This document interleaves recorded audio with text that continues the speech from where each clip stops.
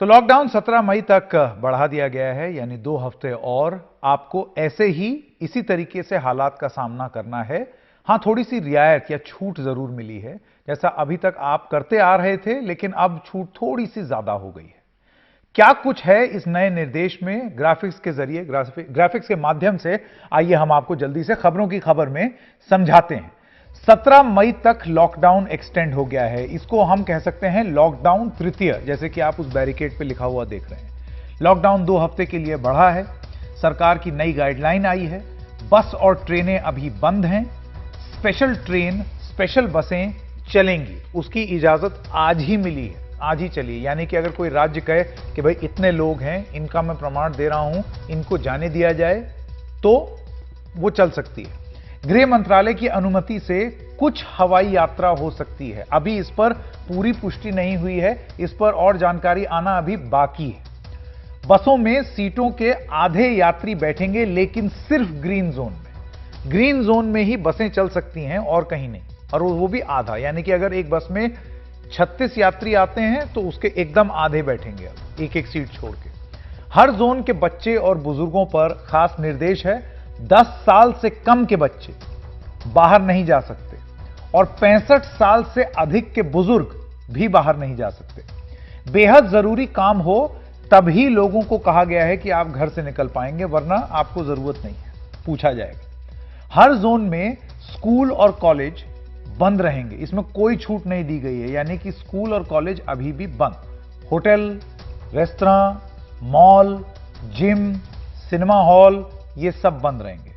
Containment zone में, और ये बहुत अहम खबर है क्योंकि यहीं एनडीटीवी में आज सुबह हम लोगों ने खबर ब्रेक की थी कि सरकार सोच रही है कि आरोग्य सेतु ऐप को अनिवार्य कर दे, कंपलसरी कर दे।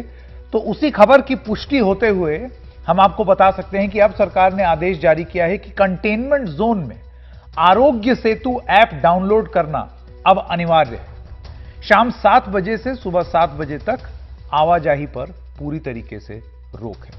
तो अब आपको बताते हैं कि रेड जोन में कितनी छूट है, क्योंकि रेड जोन बहुत सारे जोन हैं, कई शहरों में पूरा पूरा शहर रेड जोन है। तो उन रेड जोन में क्या छूट है, यह आपको जानना जरूरी है। तो किसी तरह की भी सामान्य गतिविधि यहां पर नहीं होगी। सरकारी दफ्तर खुलेंगे, लेकिन 33% कर्मचारी काम करेंगे। निजी दफ्तर में 33% लोग ही काम कर सकेंगे। कंटेनमेंट जोन के बाहर स्थानीय दुकान खुल सकती है, यानी कि जहां पर कंटेनमेंट जोन नहीं है, जहां पर पुलिस ने सख्त पहरा नहीं किया है, प्रशासन ने कहा है कि ये सील नहीं है इलाका, वहां पर जो स्थानीय दुकानें, स्टैंड अलोन शॉप्स जिन्हें कहा जाता है, वो खुल सकती हैं। ई कॉमर्स की गतिविधि को इजाजत दी गई है, लेकिन ई कॉमर्स में सिर्फ जरूरी सेवाएं शामिल हैं। ऐसा नहीं है कि आप कुछ भी मंगवाने लगे ई कॉमर्स में, अमेजॉन से या फ्लिपकार्ट से। सिर्फ जो जरूरी चीजें हैं वो मंगवाई जा सकती हैं ई सर्विस से। जरूरी सेवा वाले वाहन शर्तों के साथ अभी भी उन रेड जोन्स में चल सकेंगे। तो यह जानना बहुत जरूरी है अगर आप किसी भी शहर में रहते हैं, खासतौर से दिल्ली, एनसीआर या मुंबई में, या और जो बड़े शहर हैं जहां पर थोड़े रेड जोन ज्यादा है। अब बात करते हैं ऑरेंज जोन की। ऑरेंज जोन में भी कितनी छूट है, आइए आपको बताते हैं। कंटेनमेंट जोन के बाहर शर्तों के साथ दुकानें खुलेंगी, ऑरेंज जोन अगर है तो। एक से दूसरे जिले में आप जा सकेंगे, लोग जा सकेंगे अगर ऑरेंज जोन में है। ओला उबर जैसी सेवा 2 पैसेंजर के साथ, यानी कि एक ड्राइवर और एक पैसेंजर, ओला उबर चल सकती है ऑरेंज जोन में। बस सेवा को अभी इजाजत नहीं दी गई है ऑरेंज जोन में। दूसरे जिले में सिर्फ जरूरी सेवा के साथ वाहन जाएंगे।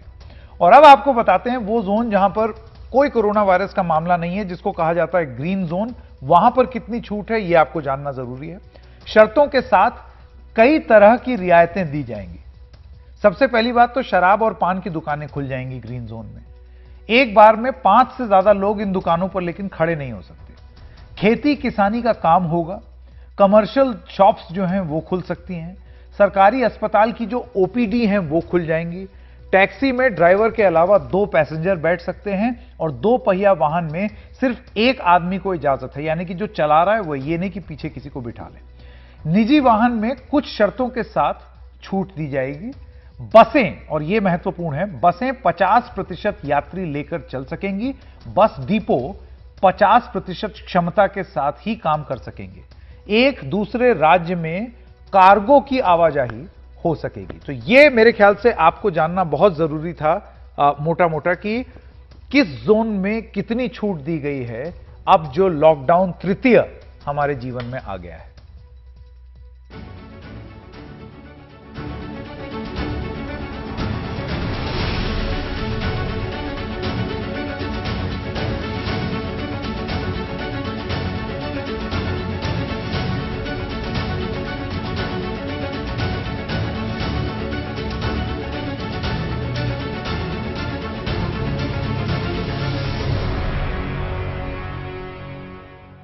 तो विराग गुप्ता एक वकील है, वरिष्ठ वकील हमारे साथ जुड़ गए हैं, और असलम शेख, आप महाराष्ट्र में मंत्री हैं, सीनियर मंत्री हैं, वो भी हमारे साथ जुड़ गए हैं। असलम जी, मैं पहले आपके साथ आना चाहता हूं क्योंकि ये महाराष्ट्र में ये जो रियायतों की बात हो रही है, ढील की बात हो रही है, गतिविधि को अलाउ किया जा रहा है, उसको अलाउ किया है। आपके सिग्नल में थोड़ी सी प्रॉब्लम हो गई, असलम साहब के पास अभी जाएंगे, उनका सिग्नल थोड़ा कमजोर हो रहा है, अभी थोड़ी देर में जाएंगे। असलम साहब, मुझे सुन सकते हैं? बिल्कुल, आवाज आ रही है आपकी। जी जी। तो मेरा सवाल आपसे ये है कि महाराष्ट्र में सबसे ज्यादा प्रभाव होने वाला है क्योंकि वहां सबसे ज्यादा केस हैं। तो अगर आपने आवाजाही खोली तो क्या आपको ये डर है कि ये मामले और बढ़ सकते हैं? नहीं, हमने पहले ही डिसाइड किया हुआ है कि जहां पे हॉटस्पॉट जोन है वहां पे हम बिल्कुल कोई गतिविधियां होने नहीं देंगे, और जहां पे हमारे ग्रीन जोन है उसको हम खोलेंगे। उसका कारण यह है कि वहां पे बिल्कुल केसेस नहीं हुए हैं और उस जिले को कंप्लीटली, उस जिले के अंदर सारी गतिविधियां ठीक तरीके से चलेंगी, लेकिन किसी का बाहर से आना जाना या जिला के बाहर किसी को आने जाने का कोई ये नहीं होगा, उसके अंदर आ जाने की फैसिलिटी नहीं दी जाएगी। और जो बाकी के ऑरेंज जोन है, ऑरेंज जोन के अंदर जहां जहां पे ठीक ठाक एरिया है वहीं को थोड़ा सा खोलने का मौका दिया जाएगा, कारोबार करने का मौका दिया जाएगा। और हॉटस्पॉट वाले जोन को जो है, हमने पिछली बारी भी बात किया था मुख्यमंत्री ने प्रधानमंत्री जी से कि उसके ऊपर हम बिल्कुल रियायत नहीं देंगे, क्योंकि इन बंद के दौरान हमने काफी बड़ा इंफ्रास्ट्रक्चर खड़ा कर लिया है और हमारे कॉन्टैक्ट्स भी जो थे, जो पॉजिटिव केस आए उनके कॉन्टैक्ट्स भी कम से कम 15,000 जिनके ऊपर हमने नियंत्रण करके रखा है। तो वहां पे लॉकडाउन कर खोल के उसकी साइज बढ़ाना नहीं चाहते हैं, तो उसको कर्टल करने के लिए हमें उसको जो है कर्फ्यू जोन ही रखना जरूरी है। मैं असलम भाई आपसे ये पूछना चाहता हूं कि अभी भी जो मिनिस्ट्री ऑफ होम अफेयर्स यानी कि गृह मंत्रालय का आदेश है, उसमें ये जो जितनी भी छूट दी है ना, जिसका हमने अभी उल्लेख किया, जिक्र किया, उसमें एक चीज और लिखी हुई है कि राज्य की सरकारें इसको, ये जो छूट है, इतना ही तक रख सकती हैं, चाहें तो और सख्त भी हो सकती हैं, हो सकता है छूट ना दें, लेकिन ऐसा नहीं है कि जितना लिखा है उससे ज्यादा छूट दे दें। तो ये कंडीशन अभी भी आपके साथ है। तो आपको लगता है कि जितनी छूट दी गई है इसमें अगर जरूरत पड़े तो आप थोड़ा सा और सख्त होकर के ये छूट आगे पास ऑन ना भी करें? देखिए, जितनी भी छूट केंद्र सरकार की तरफ से मिली है, उन्होंने एक अच्छा सा एक सामने प्रस्ताव रखा है, लेकिन राज्य सरकार को निर्णय लेना है कि उनके लिए क्या बेहतर है। हाँ। यानी आपको ये बताना चाहूँ कि हॉटस्पॉट्स के अंदर जैसे उन्होंने कुछ जगह पे छूट दे रखी है, लेकिन हमने बिल्कुल दे नहीं रखी है। हमने भी ऑरेंज जोन के अंदर भी जो है वो एक लिमिटेड छूट दे रखी है, और ग्रीन जोन को ही हमने पूरी तरीके से खुला रखा है। तो हर राज्य सरकार जो है अपने लोगों को बचाने के लिए जो उचित करना पड़े उसके लिए ऊपर ज्यादा ध्यान देगी। उनकी तरफ से गाइडलाइंस आई है, वो अच्छी गाइडलाइंस है, उसको सख्ती के साथ जो है निभाया जाएगा और एक्सटेंड करने की जरूरत नहीं। देखिए, आगे देश के सामने जो बहुत बड़ी समस्या आने वाली है वो इंफ्रास्ट्रक्चर की, बेड की या वेंटिलेटर की नहीं है।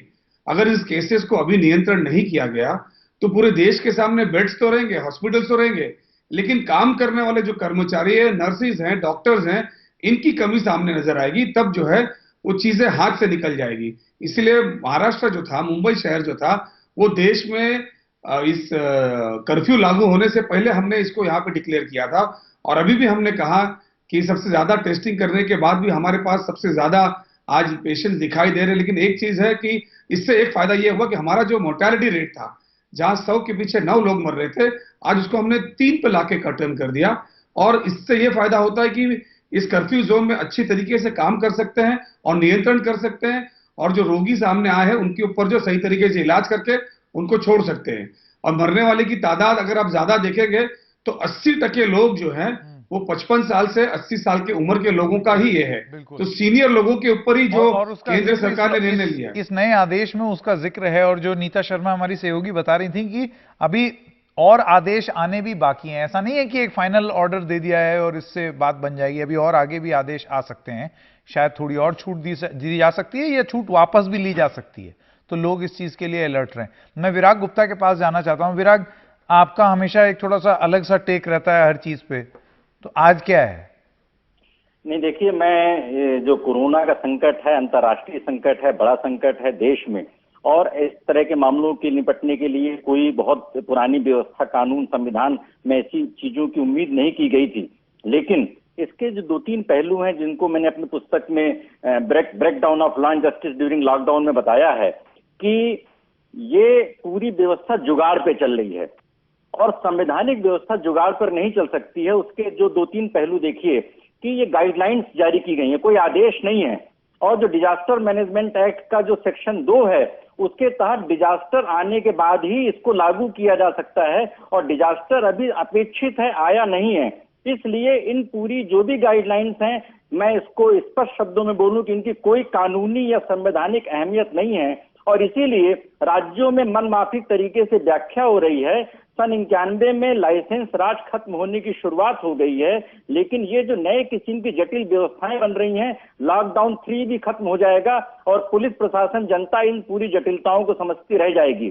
तो पहले नंबर पर हम इसको सही तरीके से हैंडल नहीं कर पा रहे हैं, क्योंकि केंद्र से सही नीति चाहिए, निचले स्तर पर क्रियान्वयन चाहिए। उल्टा हो रहा है, निचले स्तर पर नीतियां बन रही हैं और ऊपर स्तर पर क्रियान्वयन की बात हो रही है।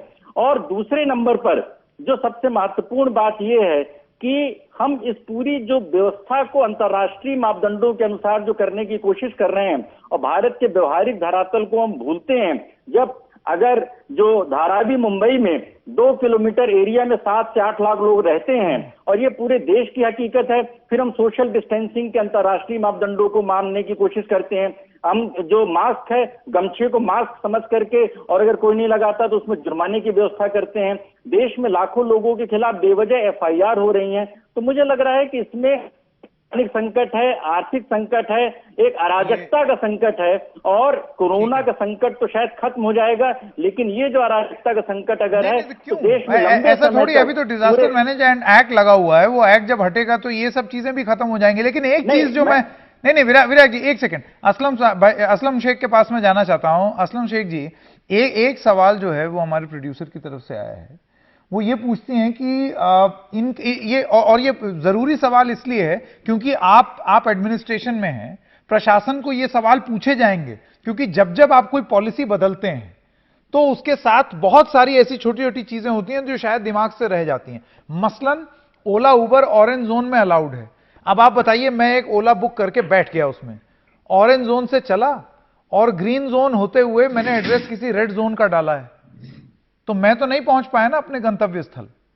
ऐसी छोटी छोटी, आपको नहीं लगता तमाम दिक्कतें आने वाली हैं, खासतौर से शहरों में? देखिए, मैं आपसे इतना बताना चाहूंगा कि किसी भी तरीके से गाड़ी वापस प्लेटफॉर्म पे आनी चाहिए। अभी ऑरेंज जोन हो गया और ये ग्रीन जोन हो गया, इसके अंदर अगर हम गाड़ी नहीं चलाएंगे तो गाड़ी रुक जाएगी। फिर तो ग्रीन जोन में आके कोई मतलब नहीं है, फिर तो आगे कारोबार ही नहीं होगा और वो सारी चीजें जो है आस्ते आस्ते खत्म हो जाएंगी।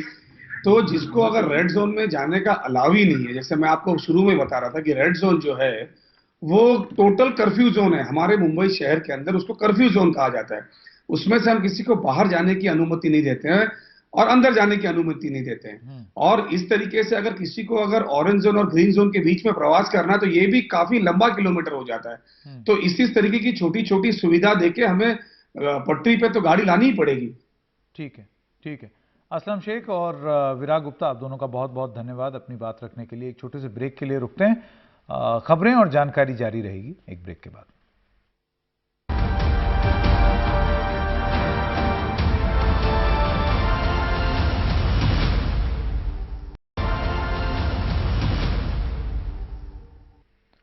और लॉकडाउन के बीच पहला बड़ा ऐलान, रेलवे सेवाएं शुरू करने का हो गया है। मजदूरों और छात्रों के लिए ये ट्रेन होंगी, सब लोगों के लिए नहीं होंगी। क्या कहा गया है गृह मंत्रालय की तरफ से, आइए आपको सुनाते हैं। आज गृह मंत्रालय ने आदेश जारी कर उन लोगों की आवाजाही की अनुमति रेल द्वारा भी दी है जो लॉकडाउन की वजह से फंसे हुए हैं, जैसे स्टूडेंट्स, माइग्रेंट लेबर, टूरिस्ट और पिलग्रिम्स। इसके लिए संबंधित राज्य सरकारें एवं रेलवे बोर्ड उचित व्यवस्था करेंगे और सभी हेल्थ प्रोटोकॉल्स का अनुपालन सुनिश्चित करेंगे।